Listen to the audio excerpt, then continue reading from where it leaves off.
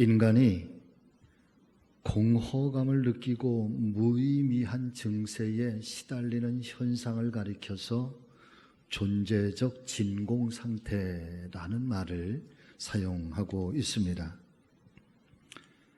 다시 말씀을 드리면은 존재적 진공 상태에 빠지게 되면은 마치 겉에 있는 모습은 멀쩡한 것 같아서 아무렇지도 않은 것처럼 보여지지만, 그러나 속으로는 고목나무가 그 안에가 다 썩어서 비어있는 것처럼 우리의 영혼, 우리의 마음, 우리의 생각, 또 심지어는 우리의 이 삶에 대한 의욕, 또 계획, 이런 모든 것들이 다 망가지고 다 깨어지고 진공 상태처럼, 그래서 시간이 점점 지나감에 따라 생명의 기운도 사라지게 되고 마침내는 문자 그대로 고목이 쓰러지는 것처럼 자기의 인생도 그렇게 쓰러지게 될 것이라, 이 상태를 가리켜서 존재적 진공 상태라고 말해주고 있습니다. 그렇기 때문에 사람은 어느 때든지 이런 존재적 진공 상태에 빠져들어가지 않도록, 특별히 하나님의 사람들은 아무리 힘들고 어려운 현실이 내 앞에 닥쳐온다고 할지라도 아주 매 순간마다 하나님의 말씀과 이 하나님의 사랑 안에서 자기 자신을 아주 소중하게 여겨야 할 것이고, 그리고 나 자신을 향한 하나님의 계획과 섭리를 찾아내고 발견함으로써 불행한 내 삶의 현장에서 일어나서 새로운 축복의 주인공으로 거듭날 수 있도록 매 때마다 그렇게 자기를 일깨우고 특별히 하나님의 말씀 안으로 깊이 들어가라고 권면을 해 주시고 있습니다. 그래서 이 빅터 프랭클의 의미요법이라고 하는 이 심리적 치료의 방법을 가리켜서 로고테라피라고 부르고 있는데, 이 로고테라피라고 하는 말의 로고는 여러분 로고스라고 하는 말이죠. 하나님 진리의 말씀. 요한복음 1장 1절 이하에 태초에 하나님께서 말씀으로 우리 가운데 오셨다. 로고스라고 하는 뜻이고요. 그리고 그 이후에는 이 테라피라고 하는 말은 치료라고 하는 말로 하나님의 말씀이 우리의 영혼을 치료하고 우리의 몸을 치료하고 우리의 정신을 치료하고 이 존재적 진공 상태에서 삶을 방황하는 모든 인생들이 여러분 하나님의 말씀이 치료할 수 있다라고 하는 치료의 방법인 것입니다.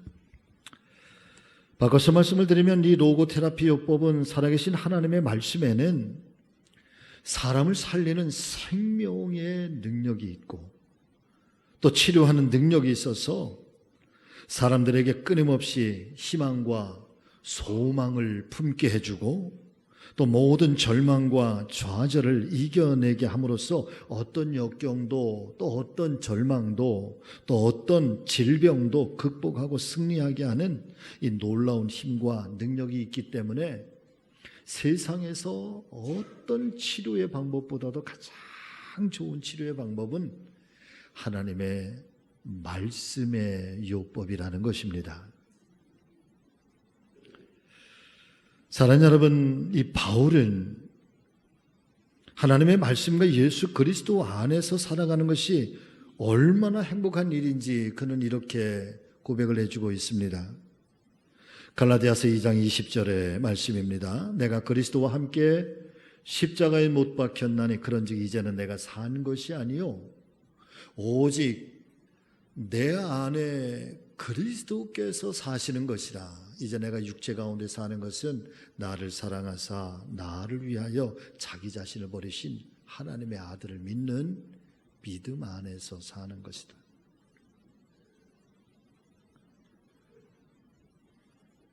나라는 이 존재에 대해서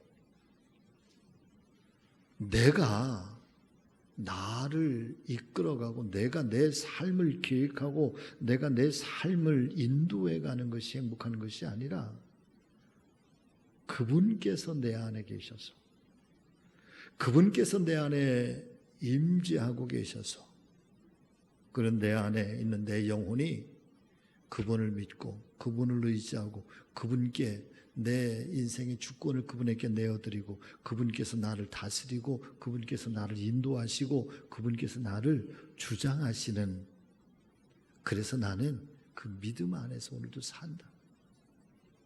이게 바울의, 여러분, 신앙이고 바울의 인생입니다. 정말 수도 없는 고난과 역경과 시련도 있었지만 그런 가운데서도 바울이 언제나 행복할 수 있었던 것,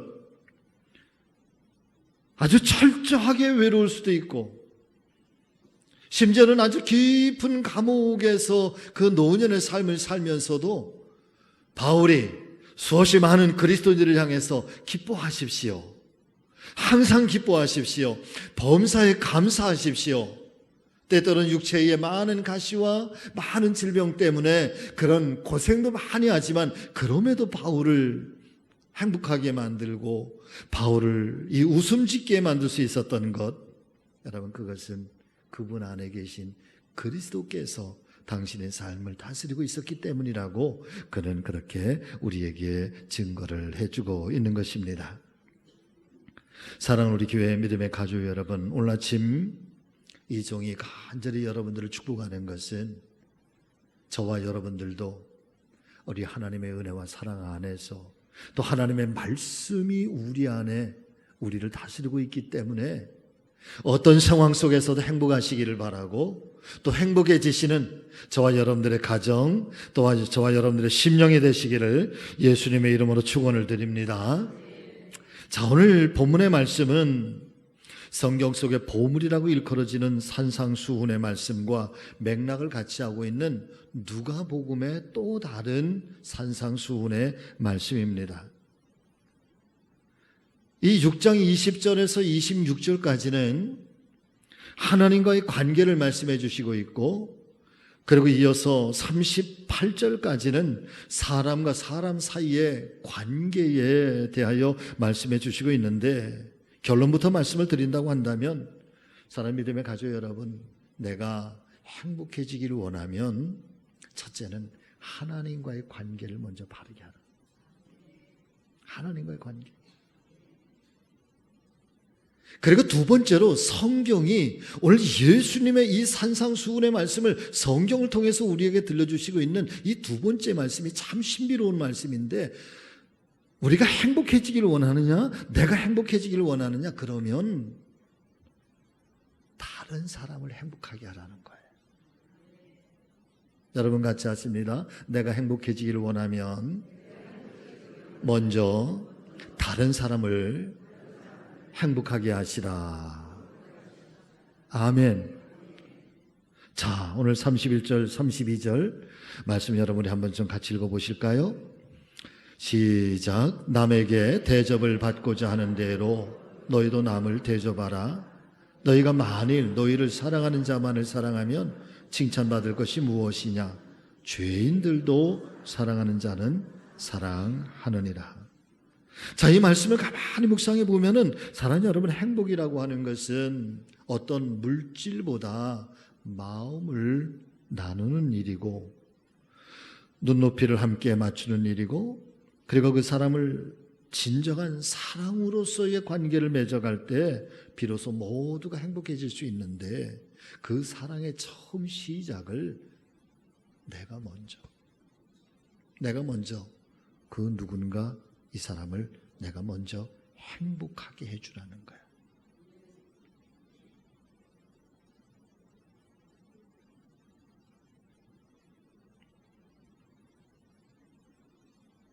사실은 우리의 삶의 방식이라고 하는 것은 조건적이죠. 사랑받기 때문에 사랑하고 싶어 하는 것이 사실은 우리의 조건적 행복입니다. 또 어떤 무엇인가가 내 안에 주어지고 내 손에 잡혀지고 내 삶 속에 그것이 이렇게 차고서 들어와서 비로소 내 안에 무엇인가 아주 충만해져 있을 때 우리는 그 안에서 행복감을 느끼는, 때로는 물질의 풍성함 때문에 행복감을 느끼기도 하고 사랑하는 자녀들의 그 풍요로움 때문에 행복감을 느끼기도 하고. 그런데 성경의 방법론은 다르다는 거예요. 성경이 우리에게 들려주시고 있는 우리의 삶의 방법이라고 하는 것, 그리스도인의 삶의 방법이라고 하는 것은 무엇인가 나에게 조건적으로 채워져 있기 때문에, 무엇인가 내 안에 가득 채워졌기 때문에, 누군가가 나에게 무엇을 가져다 주었기 때문에 우리가 행복해지는 것이 아니라, 행복이라고 하는 것 너로부터 시작이 돼서 너희가 누군가에게 먼저 그렇게 나누어주고 베풀 때에, 대접할 때 비로소 그 사람도 행복하지만 비로소 너도 행복할 수 있다고 하는 것이 여러분 성경적 진리예요. 자, 그러면 오늘 하나님 말씀인 성경은 어떻게 말씀을 하고 있는가? 사랑하는 여러분, 함께 살펴보면서 우리 안에 정말 깨달음이 있게 되시기를 주의 이름으로 축복합니다. 첫 번째는 행복한 삶을 누리려면, 사시려면 먼저 자비로운 사람이 되십시오. 자, 오늘 누가복음 6장 35절 36절 우리 한번 같이 읽습니다. 오직 너희는 원수를 사랑하고 선대하며 아무것도 바라지 말고 꾸어주라. 그리하면 너희 상이 클 것이요 또 지극히 높으신 이 아들이 되리니 그는 은혜를 모르는 자와 악한 자에게도 인자하시니라. 너희 아버지의 자비로우심 같이 너희도 자비로운 자가 되라. 사랑하는 여러분, 이 말씀 안에서 자비롭다라고 하는 이 자비로움의 의미, 언어는요, 인정이 많다, 온유하다, 또 긍휼을 베풀다, 이런 뜻을 가지고 있는데, 그런데 성경 안에서 이 자비로운이라고 하는 이 단어가 쓰여진 때는 아주 독특하게 몇 군데만 쓰여졌어요. 어디에 쓰여졌는가 하면 예수 그리스도의 마음, 그리고 하나님의 모습을 이야기할 때에 그때만 아주 신령한 단어로 이 자비로움이라고 하는 단어를 썼어요. 특별히 이 자비롭다라고 하는 말을 예수님의 마음을 표현할 때 그렇게 썼어요. 그래서 그 유명한 말씀, 빌립보서 2장 5절과 6절의 말씀, 너희 안에 이 마음을 품으라 곧 그리스도 예수의 마음이니 라고 할 때 이 마음, 곧 그리스도 예수의 마음이라고 하는 이 단어, 오이콜리세온이라고 하는 이 마음, 자비의 마음, 그래서 너희는 자비로운 자가 되라. 하나님이 자비로운 것처럼 너희도 자비로운 자가 되라 라고 하는 이 말씀 속에는 너희도 예수의 마음으로 살라 라고 하는 것이 담겨져 있다는 거예요.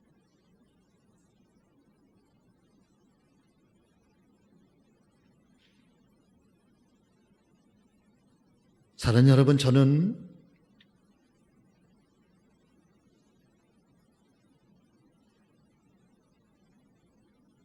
저와 여러분들의 이 말씀 안에서, 믿음 안에서 이 자비로운 사람이 되는 것은 당연한, 그리고 우리가 반드시 갖고 가야 할 당연한 영성이라고 저는 믿습니다. 왜?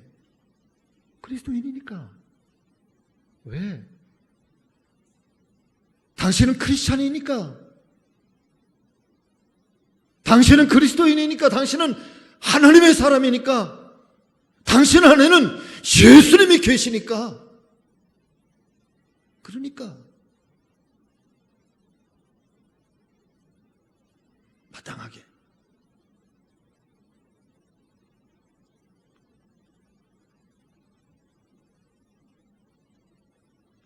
하나님께서 자비로우신 것처럼 우리가 그리스도인으로서의 당연한 의무이고 또 당연하게 우리 안에 간직하여야 할 믿음의 영성의 아주 중요한 모습인 것을 사랑하는 여러분, 우리 모두가 다 간직하시기를 주의 이름으로 축복합니다.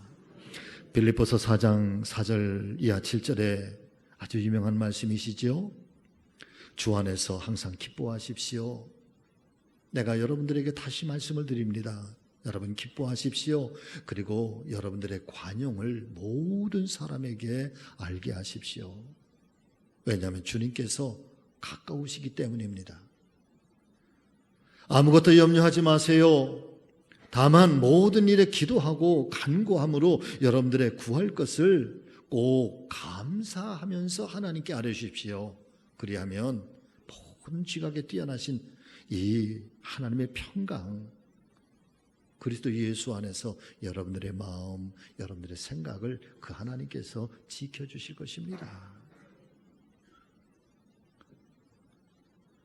누구든지 하나님의 자비를 받았으면 자신이 받은 바 그 자비하심과 그 사랑을 관용으로 모든 사람에게 베푸시라 말씀해 주시고 있는 것입니다. 자비로운 마음으로 산다는 것이 무엇일까? 사랑하는 여러분, 가난한 사람, 또 소외된 사람, 아픈 사람, 병약한 사람, 또 자신의 권리조차 누리지 못하는 그런 사람들 긍휼히 여기고 자신의 삶을 나누는 것입니다. 이 하나님 말씀인 성경은 이 자비롭게 예수의 마음을 가지고 산다라고 하는 이 사실에 대해서 좀 더 사실적으로 우리에게 증거를 해주시고 있는 말씀이 있습니다. 바로 야고보서 2장 14절에서 16절의 말씀입니다. 여러분 한번 우리 마음판에 잘 새기면서 이 말씀을 좀 같이 읽어볼까요? 자, 시작. 내 형제들아, 만일 사람이 믿음이 있노라 하고 행함이 없으면 무슨 유익이 있으리요? 그 믿음이 능히 자기를 구원하겠느냐? 만일 형제나 자매가 헐벗고 일용할 양식이 없는데 너희 중에 누구든지 그에게 이르되 평안히 가라, 더웁게 하라, 배부르게 하라 하며 그 몸에 쓸 것을 주지 아니하면 무슨 이익이 있으리요? 이와 같이 행함이 없는 믿음은 그 자체가 죽은 것이다. 그러니까 자비로운 사람이 된다고 하는 것은 실제적인 이 실천적 행동이 동반될 때에 그것이 진정한 자비요, 그것이 진정한 긍휼이라는 것입니다. 행복한 삶을 누리기를 원하십니까? 여러분, 자비로운 사람이 되시기를 바랍니다.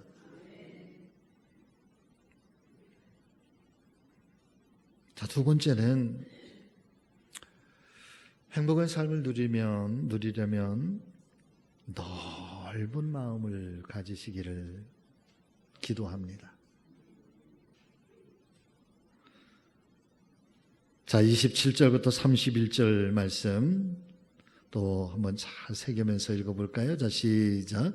그러나 너희 듣는 자에게 내가 이르노니 너희 원수를 사랑하며 너희를 미워하는 자를 선대하며 너희를 저주하는 자를 위하여 축복하며 너희를 모욕하는 자를 위하여 기도하라.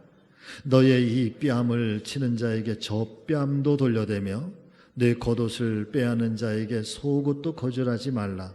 내게 구하는 자에게 주며 내 것을 가져가는 자에게 다시 달라 하지 말며 남에게 대접을 받고자 하는 대로 너희도 남을 대접하라. 37절 말씀, 그 다음 또 같이 읽어볼까요? 비판하지 말라. 그리하면 너희가 비판을 받지 않을 것이요. 정죄하지 말라. 그리하면 너희가 정죄를 받지 않을 것이요. 용서하라. 그리하면 너희가 용서를 받을 것이요.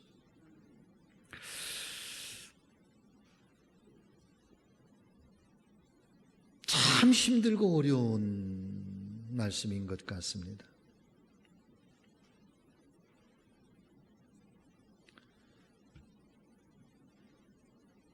사랑하는 여러분, 우리가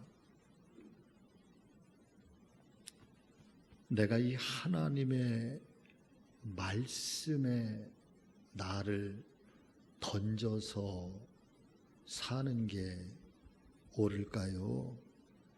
이 하나님의 말씀을 그냥 내 삶 속에 적용해서 사는 게 옳을까요? 그 말이 그 말인 것 같죠? 사실 우리는 신앙생활을 하면서 하나님의 말씀을 여러분 뽑아와.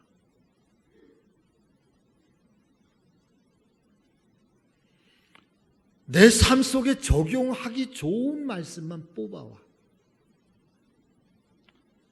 절대 하나님께서 나를 축복해 주시기를 원하고 절대 하나님이 내 인생을 형통하게 이끌어 가시기를 원하는 아주 듣기에 좋고 행복하고 우리의 마음을 풍요롭게 하시는 이 하나님의 넉넉한 은혜와 사랑에 대해서는 우리는 언제든지 오케이, 땡큐, 하나님 감사합니다, 아멘.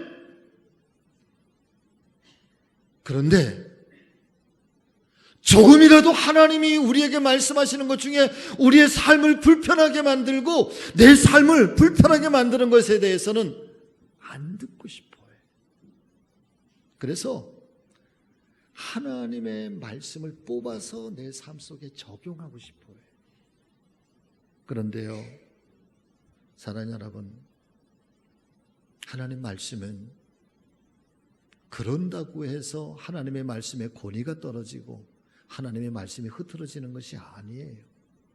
하나님의 말씀은 그저 있는 그대로, 그리고 그 말씀을 있는 그대로 받고 내 삶을 그 말씀 앞에 여러분 고스란히 투영하는 거예요.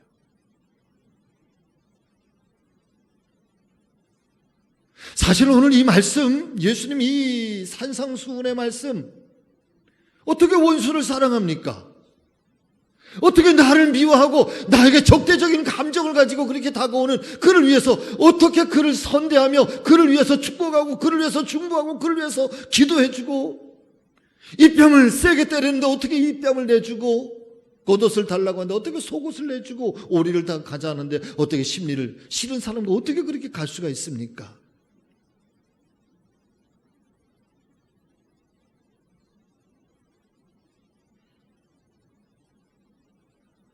저주하지 말고 비판하지 말고 용서하고 사랑하고.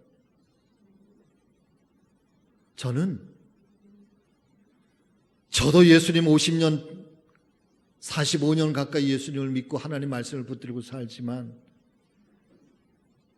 이 말씀을 증거하고 선언하고 이 말씀을 붙들고 목회하는 종이지만 저도 그렇게 못 살았고요, 앞으로도 그렇게 살 자신도 없어요.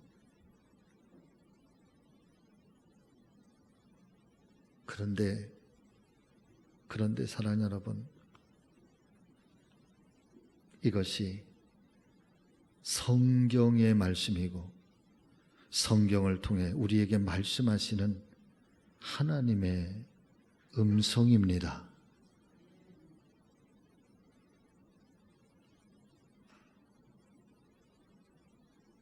그리고 이 성경을 성경되게 하고 하나님의 말씀을 영적 권위가 있게 하는 것은 결국은 이제 저와 여러분들의 몫인 거죠.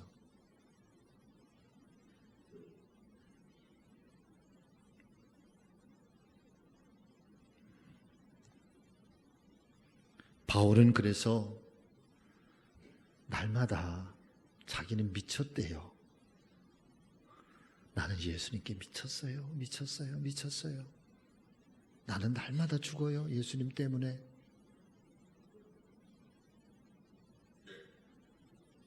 하나님 말씀을 말씀되게 하는 것은 나는 우리의 몫이에요. 우리의 몫.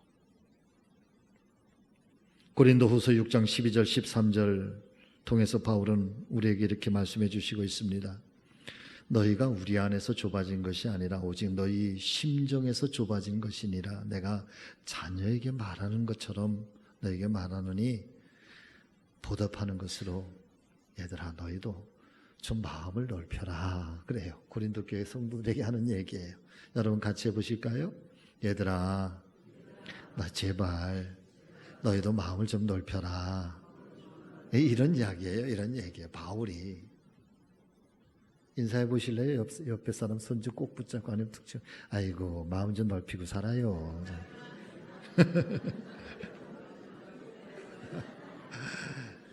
아유 그렇게 좀 지질이 속 좁은 인간으로 살지 말아요. 제가 요즘에요 유튜브에 깡여사 보는 대로 아주 이제 깡여사 때문에 은혜를 제가 많이 받아요.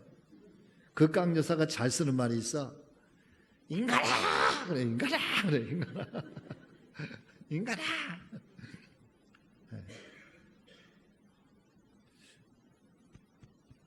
마음을 넓히래. 자, 세 번째, 마지막으로 행복한 삶을 누리려면 여러분 같이 하십니다. 주는 마음을 가진 사람이 되십시오. 아멘. 자, 38절 말씀 또 우리 한번 같이 읽어보겠습니다. 시작. 주라 그리하면 너희에게 줄 것이니 곧 후히되어 누르고 흔들어 넘치도록 하여 너희에게 안겨주리라. 너희가 헤아리는 그 헤아림으로 너희도 헤아림을 도로 받을 것이니라. 아멘. 조금은 오래된 책입니다마는 20여 년쯤 전에 한국교회 문화사라고 하는 출판사에서 흔들리는 신앙 붙들어 주소서라고 하는 책을 발간하게 되는데, 이 책은 15분의 목사님들이 국내 또 해외에 우리 한국 목사님들이 목회 현장에서 겪었던 아픔들 또 여러 가지 역경과 시련들을 어떻게 극복을 해나가셨는지 또 어떻게 그 난제들을 풀고 교회가 성장하고 부흥하는지 그런 이야기들을 이렇게 쭉 남겨준 그런 책입니다. 그런데 이 책에 어떤 장로님의 이야기가 등장을 합니다. 이 장로님은 22년 동안 미국 이민교회를 108번을 옮기고 등록하고 그랬던 장로님이십니다. 몇 번? 1년에 5교회 내지 6교회를 다니면서 등록하고 옮기셨대. 이유가 이상향의 교회를 찾아서, 정말 예수님을 닮은 교회를 찾아서.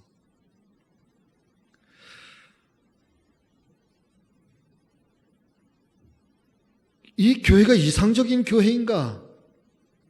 교회를 옮긴 날부터 교회를 분석합니다. 이 교회의 장점은 뭔가? 이 교회의 좋은 점은 뭔가? 내 사랑하는 여러분, 교회를 분석하다가 보면 장점은 한 5가지만 끝나고요, 단점은 수십 가지가 보여지기 마련입니다. 그러다가 보니까 목사님의 허물도 보여지고 교회 주보도 또 성가대도 교회 주방도 교인들의 이런 신앙적인 태도 뭐 등등의 모습들이 찾아내지게 되면서 그것을 낱낱이 노트에 기록을 합니다. 교회는 이래서는 안 된다. 이 교회는 이래서 이렇게 바꾸면 좋겠다.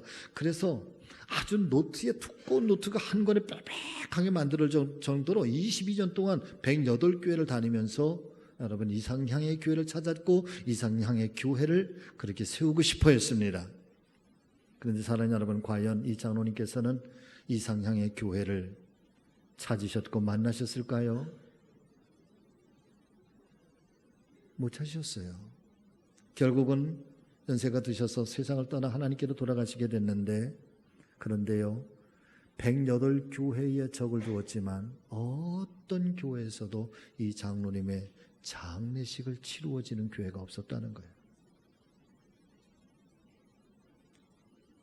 이 교회도 내 교회고 이 교회도 내 교회. 그래서 내 교회가 108교회는 되었지만, 그런데 그 108교회도 누구도 그 교회가 자기 교회는 또 아니었던 거예요.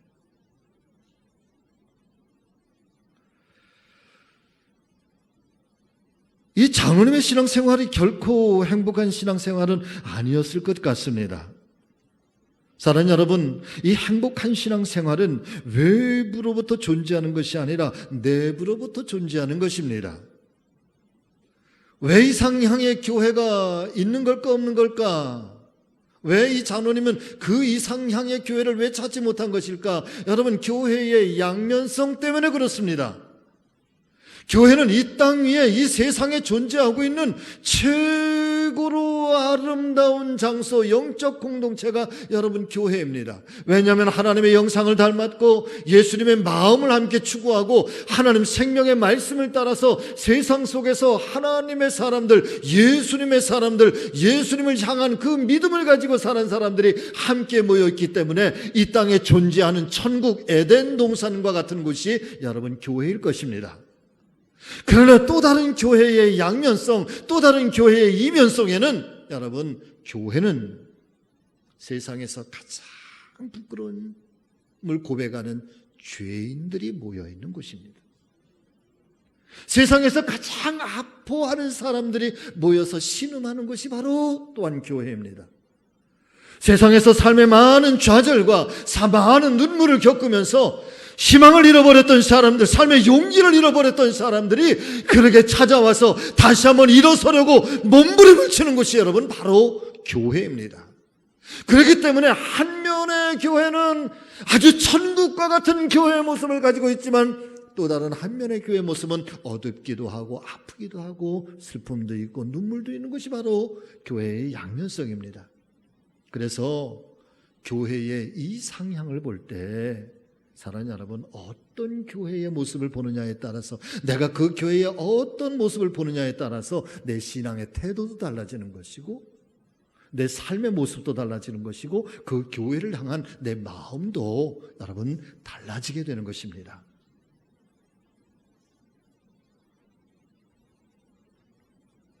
목회자가 마음에 들지 않을 때도 있지요. 교회의 주부가 때때로는 오타가 날 때도 있을 것입니다. 성가대가 조금 부족할 수도 있을 것입니다. 신앙생활에 우리 성도님들의 모습이 부족하게 보일 수도 있습니다. 왜 그렇습니까? 연약한 사람들의 모임이기 때문에 그렇습니다. 그렇게 연약하고 부족한 사람들이 함께 모여서 말씀을 붙들고 그리스도의 사랑을 함께 나누고 주님을 향해서 한 마음과 한 공동체, 영적 공동체를 만들어가기 위해서 오늘도 함께 달려가는 것, 그러기 위해서 필요한 것이 뭘까? 여러분, 주는 거야. 나를 나누는 것, 나를 쪼개는 거예요. 이게 필요한 거지.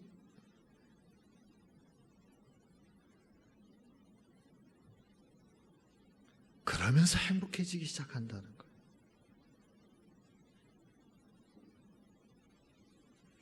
아마도 우리 교회에서 제가 제일 행복할 거요. 아멘 안 하셔도 괜찮아. 나만 아멘 하면 되니까. 아마 우리 교회에서 제 아내가 제일 행복할 걸. 왜냐하면 저만큼 여러분들에게 사랑을 주는 사람이 없어서 그래요.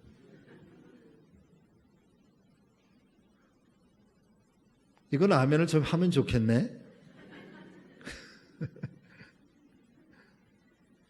예루살렘 교회를 보니까 그런 모습을 발견하게 됩니다. 사도행전 2장 44절 45절 말씀, 성경은 이렇게 표현을 하고 있습니다. 믿는 사람이 다 함께 있어 모든 물건을 서로 통용하고 또 재산과 소유를 팔아 각 사람의 필요를 따라 나눠주며 날마다 마음을 같이하여 성전에 모이기를 힘쓰고 같이 있습니다. 집에서 떡을 떼며 기쁨과 순전한 마음으로 음식을 먹고 하나님을 찬미하며 또 온 백성에게 칭송을 받으니 주께서 구원받는 사람을 날마다 도하게 하시니라. 아멘. 할렐루야. 할렐루야. 사랑하는 여러분, 매 사람들은 그래요. 초대교회로 돌아가지. 교회가 초대교회로 돌아가야 되는데, 여러분, 초대교회로 돌아가려면 재산을 내놔야 돼. 자기 거는 하나도 안 내놓고 맨날 초대교회로 돌아가지. 자기 떡은 하나도 안 내놓고 맨날 초대교회로 돌아가지. 너 아니에요. 초대교회로 돌아가고 싶으면 여러분 내 것을 공동체를 하면서 기꺼이 내놓으십시오. 그러면서 하나님 나라는 우리 안에 세워지는 거지. 내 마음은 굳게 닫아놓고 당신의 마음을 내게 주세요. 아니죠. 주라. 그리하면 주께서 채우시리라. 오늘 말씀 이 세 번째는 잘못 오해하면 시험 당하지 마세요. 잘 들으세요. 우리 목사님 아이고, 목사님이 재산 다 내놓으래. 그렇게 들으면 곤란해. 할렐루야.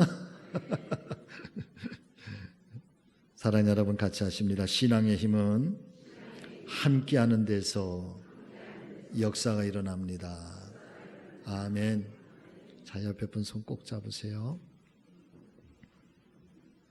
신앙의 힘은 여기에서부터 나옵니다. 자, 시작. 여러분, 거기서 나오는 거예요. 아멘. 교회의 능력은 거기서 나오는 거예요. 성령의 역사는 거기서 나오는 거예요. 크게 행복해. 코이노니아, 동반자, 함께하는 것. 아무쪼록 우리 성지교회 한 가족, 어린아이부터 모든 한 분 한 분마다 서로 주는 마음, 자비로운 자, 또 넓은 마음. 그래서 이 행복한 신앙 공동체 만들어가는 우리 모두가 되시기를 주의 이름으로 축원합니다.